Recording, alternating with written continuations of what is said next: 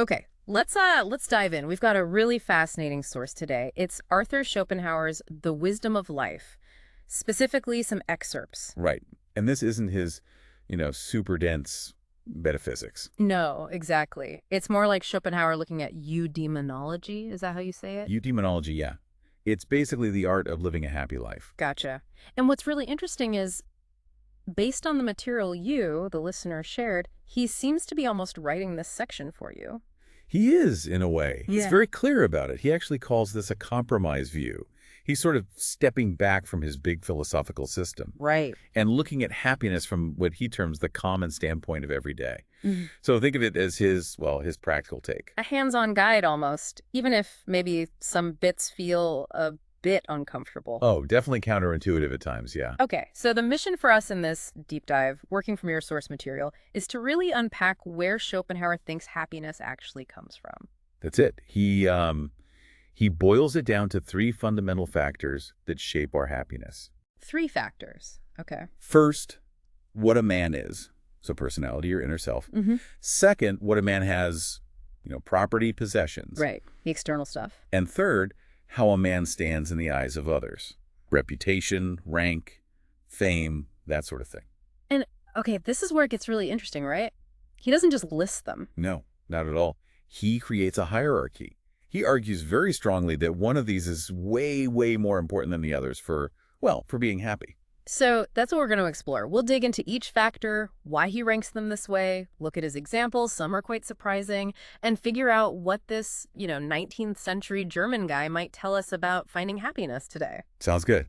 Let's start with the big one. Factor 1. Factor 1 of what a man is. Schopenhauer sees this as number 1, the most vital, the most radical, the most fundamental. And why? What's the core reason? Because it's nature given. It's your inherent subjective reality, unlike, say, wealth or reputation. Those are just human arrangements, constructs. So this is your deep inner stuff, temperament, character, intelligence, even your physical health. Exactly. Your whole inner constitution. He says this is the immediate source of that inward satisfaction or dissatisfaction. Okay. And he has this key idea, doesn't he? That everyone lives in a world of his own. Yes.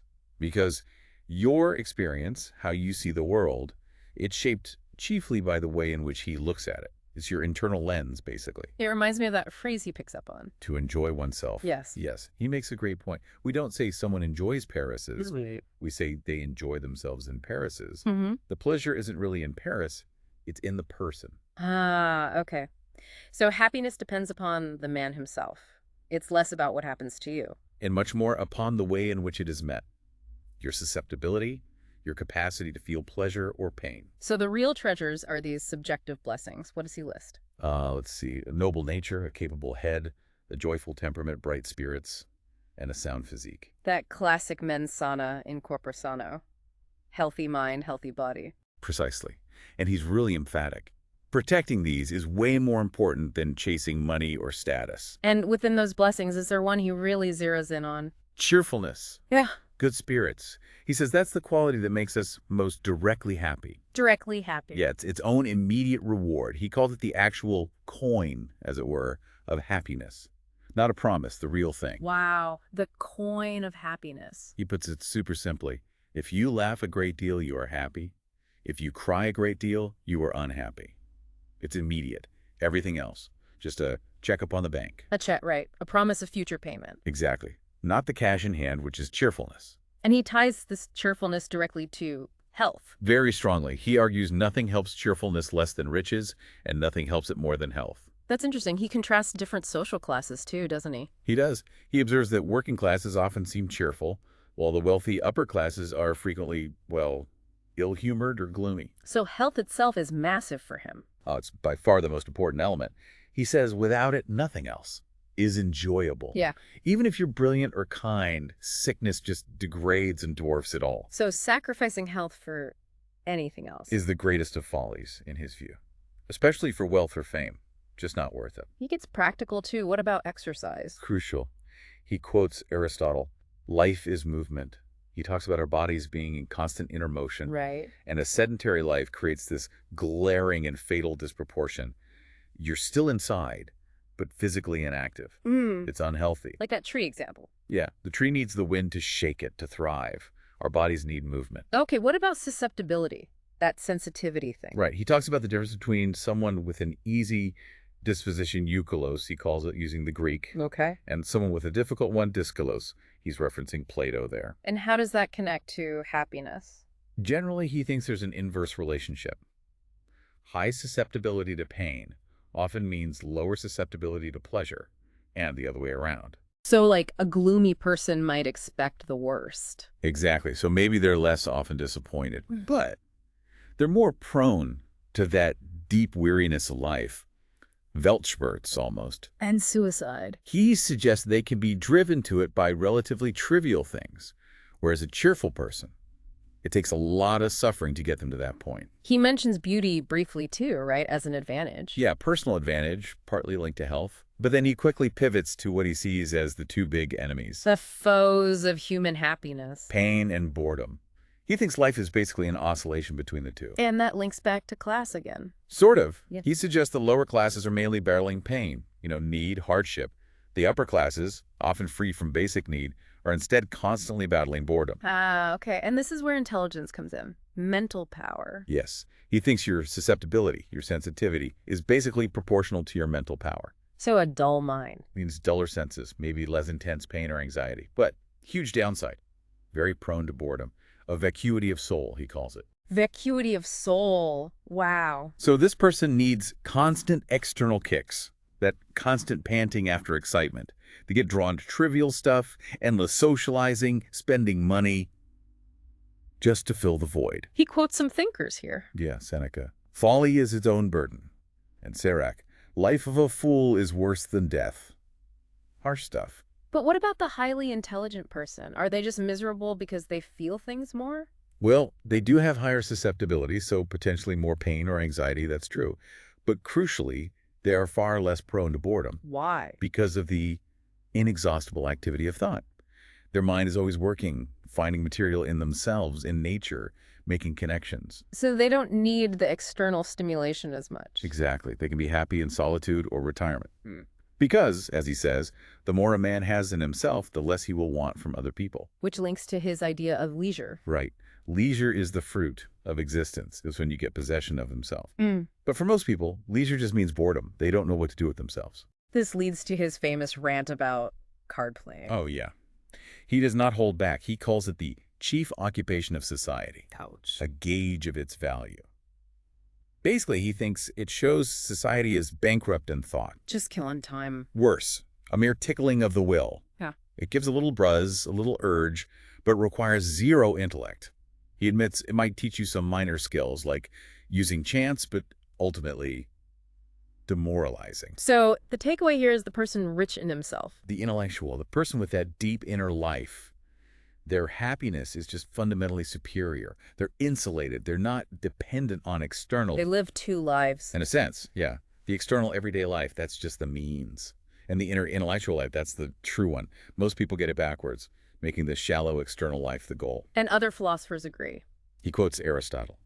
Happiness appears to consist in leisure.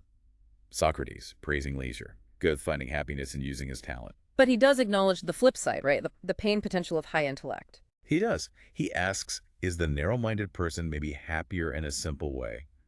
He mentions conflicting views from Sophocles and Ecclesiastes. He doesn't fully resolve it, but his preference is clear. The rich inner life wins out. Pretty much. And he coins a term for the opposite. The Philistine. Yeah.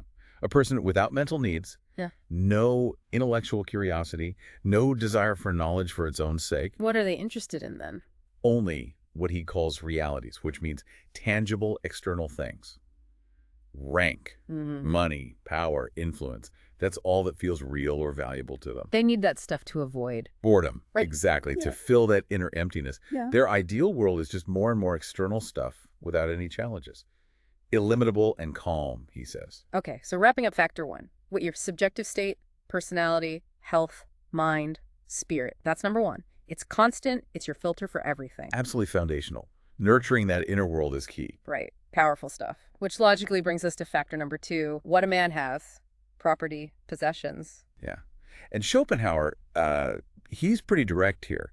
He says its importance is too well known. Everyone knows money matters. God. But it contributes much less to happiness than factor one, personality. much less. So what's its main value, according to him? Primarily defensive. It's a bulwark against the many evils and misfortunes of life. Protection. Not for buying pleasure. Not primarily, no. He emphasizes it's not really for getting what pleasure he likes. And it can even cause problems. Definitely. It can disturb happiness. Yeah. All the anxieties about keeping it safe, managing it, losing it. And he sees a big human failing here, doesn't he? He does. He says people are 1,000 times more intent on becoming rich than on acquiring culture. Even though culture, that inner self, brings more happiness. Exactly. It's a misplaced focus. He uses that ant simile, right? Yeah, it's quite vivid. The man just endlessly piling up gold, his mind totally blank, unable to enjoy anything intellectual. So he tries to fill the gap with Fleeting, sensual pleasures. Quick fixes. Schopenhauer just calls it a silly life. And this explains why many rich people are actually unhappy. That's his argument. They lack the inner resources, culture, knowledge, interest. Their minds are vacant, spirits dull. So they drift towards low company, excess, just trying to escape the boredom that wealth can't fix. What about inherited wealth? Is that different? He thinks its greatest value is for a very specific type of person. Someone with high mental gifts whose nature isn't suited to making money. Ah, so it frees them up. Right. It allows them to live for his genius, to pursue their intellectual work, and, as he puts it, pay his debt to mankind. But for most people. For most, just being exempt from need can easily lead to boredom, wastefulness, extravagance, and eventually losing the wealth anyway. Interesting. He also compares people who inherit versus people who earn it from poverty. Yeah, he observes that those who started poor are often less afraid of being poor again, so they can be more extravagant when they get money. While those born rich Tend to see wealth as just a necessity, a baseline condition, so they're often more careful, more like guardians of it. He quotes Shakespeare. Beggars mounted run their horse to death. And he mentions Dr. Johnson saying something similar about how women handle money, interestingly. He also makes a point about the relative value of money. Yeah, that the difference in happiness between having, say, 100 pounds and 1,000 pounds is actually pretty small. Compared to? Compared to the huge difference between having 100 pounds and having nothing. Makes sense. The baseline matters most. And where does discontent come from, then? Not just lack of money. Not always. Often it springs from increasing your claims, your desires, your expectations beyond your ability to satisfy them. Wanting more than you can have. But still, why is wealth so highly regarded if it's not the key to happiness? Because life is full of needs and potential suffering. Wealth is seen as the abstract satisfaction of all those needs. It represents potential solutions to many problems, so it feels absolutely good. Unlike specific things like medicine, which is only good if you're sick. Exactly. Money feels universally applicable. Okay, so recapping factor 2. Property. Its main value is protection, a shield. But it's secondary to personality for happiness, can bring anxiety, and chasing it often distracts from inner development. That's a good summary. Oh. Which leads us logically to the third and final factor, the one he ranks lowest for real happiness. How a man stands. Opinion, reputation, rank, fame. Right. How you appear in the estimation of others. He calls it ethereal, right? Compared to solid property. Yeah, it's less tangible. Yet everyone seems to chase it. Reputation is priceless, fame the most precious. Though he has that dig about fools preferring rank to property. He does. And he acknowledges there's interplay. Habes haberis, if you have wealth, people often regard you well, and vice versa. But his main point. His strong position is that this factor is the least important for your actual happiness, especially for inner peace and independence. So his advice is? Be careful how much you let it affect you. Set limits on your susceptibility to what others think. Which really pushes against the grain, doesn't it? We're so wired to want approval. Totally. He forces you to compare. What are you really in yourself, in your own consciousness, versus what are you for others, just an idea existing in their consciousness. And he thinks valuing that external image highly is foolish. Utterly foolish. Especially when you consider, as he says, how narrow their ideas, how mean their sentiments, how perverse their opinions often are. He mentions great people being ignored by blockheads. Exactly. Why would you stake your happiness on the judgment of fools? His message is pretty stark then. Blunt, yeah. Seek happiness primarily here and others' opinions, and you will be unhappy. Your health, your independence, 100 times more important. What about things like honor is dearer than life? He calls that exaggerated rhetoric. Unless Unless it just means pragmatically that you need a decent reputation to function and progress in the world. There she calls. A mere prosaic truth, obvious and practical, not some deep source of happiness. So all that striving for external validation, jobs, titles, money for respect, even art or knowledge just to be admired. He sees it as a lamentable proof of the extent to which human folly can go. A common error, deeply prejudicial to our happiness. And this error is basically vanity. Yes. Vanity, meaning literally emptiness, that which has no real, solid, intrinsic value. People get obsessed with the means opinion and forget the end goal. Happiness. He uses some really extreme examples here. The criminals, yeah. Wicks and Lecomte apparently fussing about their appearance right before being executed. What's his point with that? He calls it a magnified reflection of our own nature. It shows how deeply ingrained this worry is, how often our anxieties boil down to what other people will say. So how do we fight this folly? What's the cure? He suggests a few things. Recognize that opinions are often just wrong or absurd or don't really affect you. Realize honor only has indirect value. And maybe step back from the public eye. A retired life can help, yes. Escaping that constant gaze lets you return upon ourselves, focus inward, avoids chasing shadows. He draws a line between pride and vanity, too. Right. Pride is internal, a solid conviction of your own worth. Vanity is external, needing applause. He notes pride often gets criticized, but usually by those who don't have anything to be proud of. Right. Okay. He then looks at specific forms of this external estimation, like rank and orders. He calls them bills of exchange drawn on public opinion. Basically, IOUs for respect, substitutes for real value, useful for the masses, but they lose value if mismanaged. Then he gets into honor in more detail. Civic honor. That's the basic everyday kind. The opinion that you're trustworthy, that you respect others' rights, necessary for society to function. He quotes Helvetius. We like esteem for the advantages it brings. Respect for age fits here, too. Yes, but not just for being old. It's based on having proved your honor over a long time. Then he tackles female honor. This part sounds a bit dated. It definitely reflects his time, and it's quite cynical. He frames it around purity and faithfulness being crucial because of, well, the social structure of female dependence and the marriage contract. Marriage as the man's capitulation. Yes, providing support in return for exclusive possession. He argues women enforce this code among themselves, esprit de corps, to protect the arrangement for all women. So a breach is seen as threatening the whole system. Exactly. Which is why loss of honor is so severe, potentially leading to tragic outcomes. It's about the system, not absolute morality in his view. And male honor corresponds? In his framework, yes. A man's esprit de corps involves resenting and punishing his wife's breach to maintain those terms. If he condones it, he suffers shame, though less severely than the woman. Okay. Then there's knightly honor, which is different. Fundamentally different, he argues. Not natural or universal like civic trust. It's a product of the Middle Ages. And it's based on being feared. Exactly. Not trusted, but feared. And this is where dueling comes in. Right. Because this kind of honor hinges on opinions expressed in words. An insult, being given the lie, demands a response involving potential bloodshed to restore honor. He traces it back to medieval trials. Yeah, ordeals, trial by combat, the judgment of God. It leads to this extreme sensitivity about words, and the idea that a physical blow is the ultimate insult requiring the ultimate response. He mentions the advantage. Yeah, the idea of escalating rudeness to regain honor. He's pretty critical of all this. Absolutely scathing. He sees rudeness as just a substitute for intellect, an appeal to brute force where the rudest is always right. It's the glory of might. Based on excessive pride. Yes, an excessive degree of arrogant pride that demands immunity from any criticism and punishes trivial things with death. Child of pride and folly, he calls it. He contrasts it with how the ancients saw things. Right. Seneca, Socrates, they saw a blow as just a physical injury, something to be shrugged off, not a deep existential crisis about honor. Moderns make a tragedy of it.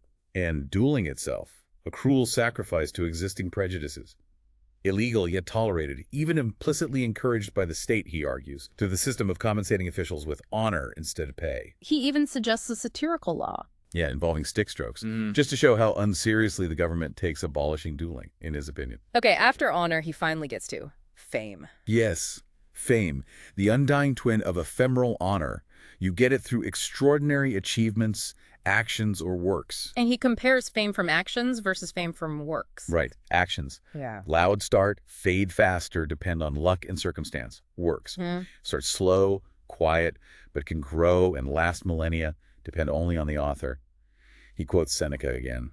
Fame follows merit like a shadow. Why is enduring fame, like for great books, so slow to arrive? Because, he says, a man can really understand and appreciate those things only which are of like nature with himself. So average people prefer average things. Pretty much. Dull likes dull, and mediocrity often bands together against real excellence.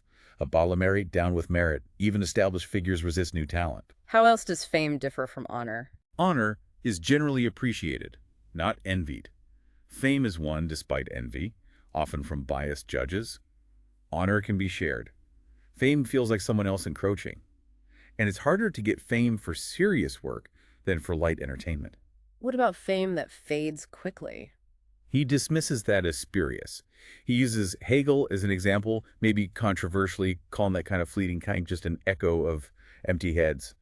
True fame lasts because the source, the great work, remains. But ultimately, even true fame, is it valuable for happiness? Not directly, no. It's relative, indirectly valuable.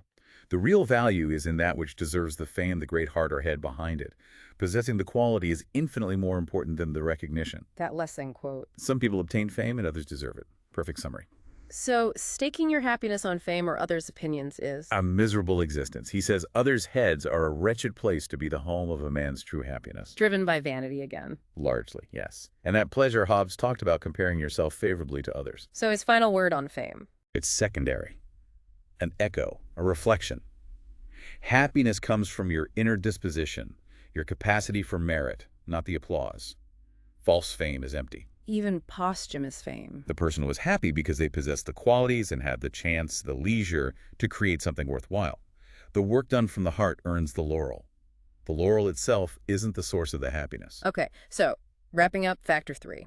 External estimation, opinion, honor, rank, fame has in it steadfast for happiness. Often just a distraction, a source of folly, anxiety, conflict. That's Schopenhauer's hierarchy in a nutshell. Wow. Okay, that really lays it out. A very clear, maybe even confronting view of happiness based on that source material you shared. Yeah, the structure is pretty stark, isn't it? What you are, your inner self, health, mind that's primary, absolutely essential. Then what you have, property, secondary, mostly protective. Right. And then, way down the list, what others think of it, estimation, honor, fame, tertiary, fragile, often more trouble than it's worth for genuine happiness. It really hammers home the power of the internal, doesn't it? Completely.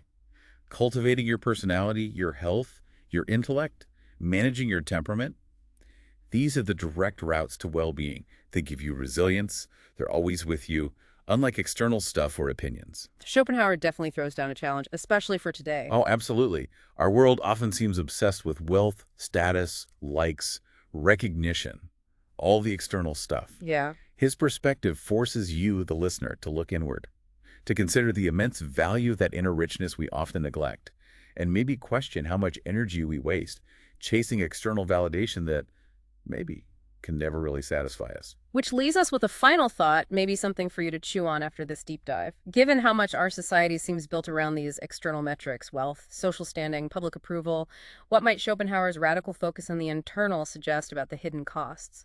The quiet ways chasing external success might actually be draining our genuine inner happiness.